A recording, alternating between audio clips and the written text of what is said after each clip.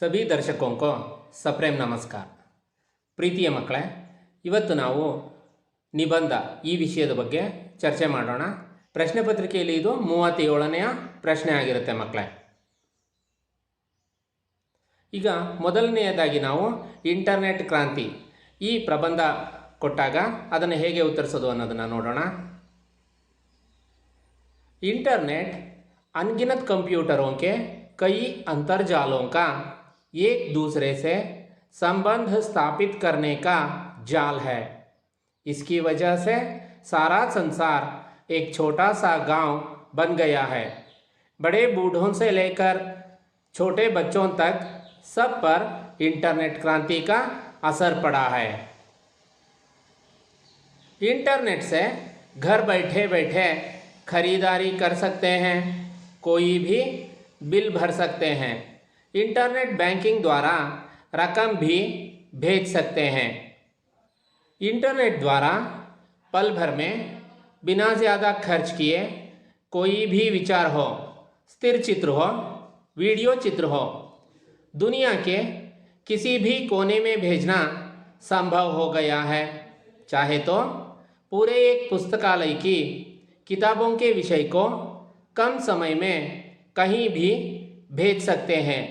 शायद इसके बिना संचार व सूचना दोनों ही क्षेत्र ठप पड़ जाते हैं.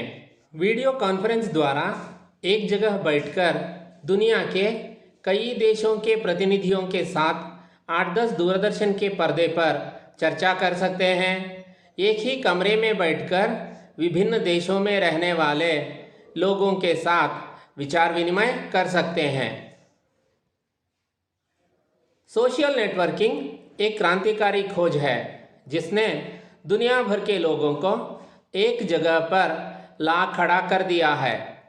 सोशल नेटवर्किंग के कई साइट्स हैं जैसे फेसबुक, ऑर्कुट, ट्विटर, लिंक्डइन आदि. इन साइटों के कारण देश विदेश के लोगों का रहन सहन, वेशभूषा, खान पान के अलावा संस्कृति, कला आदि का प्रभाव हमारे समाज पर पड़ रहा है. ई गवर्नेंस सरकारी प्रशासन है. इसके द्वारा सरकार के सभी कामकाज का विवरण, अभिलेख, सरकारी आदेश आदि को यथावत लोगों को सूचित किया जाता है. इससे प्रशासन पारदर्शी बन सकता है. इंटरनेट की वजह से पायरेसी, बैंकिंग फ्रॉड, हैकिंग आदि बढ़ रही है. मुक्त वेबसाइट, चैटिंग आदि से युवा पीढ़ी ही नहीं, बच्चे भी इंटरनेट की कबंध बाहों के पाश में फंसे हुए हैं. इससे वक्त का दुरुपयोग होता है. इंटरनेट से सचेत रहना चाहिए.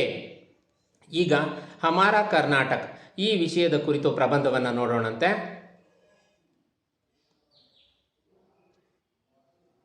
कर्नाटक राज्य भारत देश का प्रगतिशील राज्य है. इसकी राजधानी बेंगलुरु है. यहाँ कन्नड़ा भाषा बोली जाती है. प्रकृति माता ने कर्नाटक राज्य को अपने हाथों से संवारकर सुंदर और समृद्ध बनाया है. कर्नाटक की प्राकृतिक सुषमा नयन मनोहर है. पश्चिम में विशाल अरबी समुद्र लहराता है. इसी प्रांत में दक्षिण से उत्तर के छोर तक फैली पर्वतमालाओं को पश्चिमी घाट कहते हैं. इन्हीं घाटों का कुछ भाग सह्याद्री कहलाता है. दक्षिण में नीलगिरी की पर्वतावलियां शोभायमान है. बेंगलुरु में HAL, HMT, ITI, BEL, BHEL जैसी बृहद संस्थाएं हैं. कर्नाटक की प्रमुख नदियां हैं कावेरी, कृष्णा, तुंगभद्रा आदि. प्रमुख जलप्रपात हैं जोग, अब्बी, गोकाक, शिवन समुद्र आदि.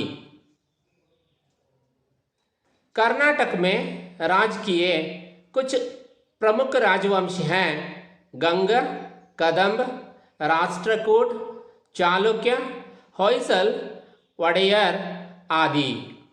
कर्नाटक राज्य की शिल्पकला अनोखी है। बादामी, ऐहोळे, पट्टदकल्लु में जो मंदिर हैं उनकी शिल्पकला और वास्तुकला अद्भुत है। बेलूरू, हळेबीडु, सोमनाथपुर के मंदिरों की मूर्तियां सजीव लगती हैं। श्रवणबेळगोಳ में 57 फुट ऊंची गोमटेश्वर की एक शिला प्रतिमा है। विजयपुरा के गोल गुंबद वास्तुकला का अद्वितीय दृष्टांत है।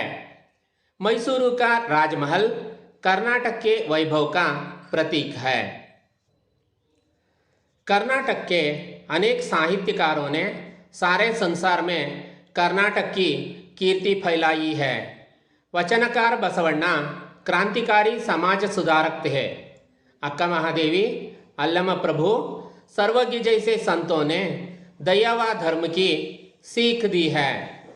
पुरंदरदास, कनकदास आदि भक्त कवियों ने भक्ति, नीति, सदाचार के गीत गाए हैं।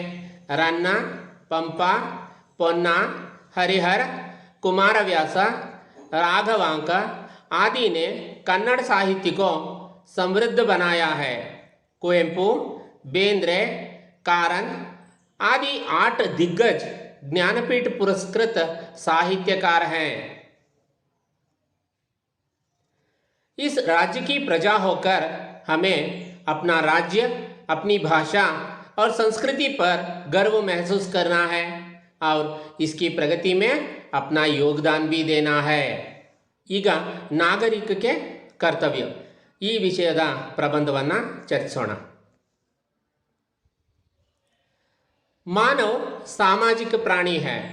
एक अच्छा नागरिक उस राष्ट्र की संपत्ति होता है। हमारा देश भारत है, एक सुसंस्कृत देश है। इस देश के नागरिक होने के नाते हमें यह सोचना चाहिए कि हमने इस देश के लिए क्या किया है, यह नहीं कि देश ने हमारे लिए क्या दिया है। एक नागरिक होकर हमें इस देश के प्रति गौरव का भाव रखना एवं देश की एकता और अखंडता को कायम रखना चाहिए। देश के राष्ट्रध्वज, राष्ट्रगान, राष्ट्रीय त्योहार आदि का आदर करना चाहिए। प्रकृति हमारी माता है, इसलिए हमें प्राकृतिक संसाधनों का अपव्यय नहीं करना चाहिए। अपने पर्यावरण को स्वच्छ रखना भी हमारा दायित्व है।